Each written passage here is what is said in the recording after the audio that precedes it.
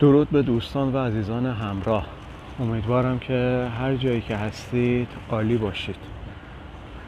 مجید ادیب هستم. 48 سالمه، ساکن تهران. شغلم مشاوره املاکه. یه ازدواج ناموفق داشتم و در حال حاضر با خانواده زندگی میکنم. برام خیلی جالب اومد که گفتم برای روزمرگی، برای اینکه اوقاتمون بگذره، گفتم که یه کانال یوتیوب درست کنم.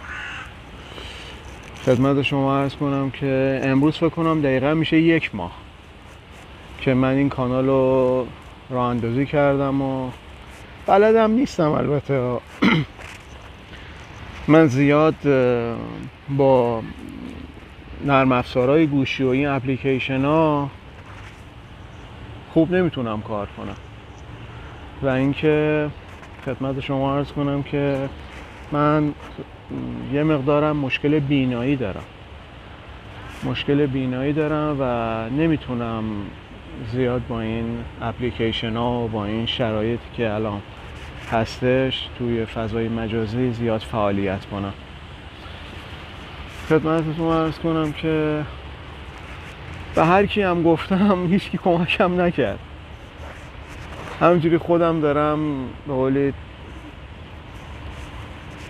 ویدیو میگیرم، همینجوری میذارم. هر دوست و آشنایی هم که گفتم متاسفانه هیچ کس کمکم نکرد. حالا خودم همینجوری دارم ویدیو میگیرم، این ویدیوهای معمولی میگیرم میذارم تو فضای مجازی، تو یوتیوب، به قولی بتونم یه فعالیتی انجام بدم.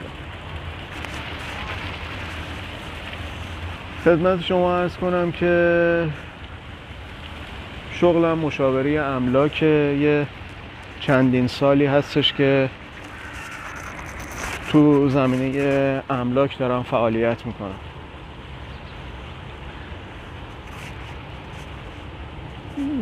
دیگه خدمت شما عرض کنم که میدونم من عرض کردم خدمتتون زیاد با این اپلیکیشن ها و با این شرایط زیاد وارد نیستم فعالیت کنم.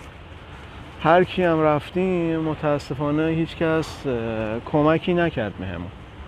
حالا خودم دارم همینجوری یه فعالیتی میکنم، ویدیو میگیرم، همینجوری به صورت ساده میذارم تو یوتیوب.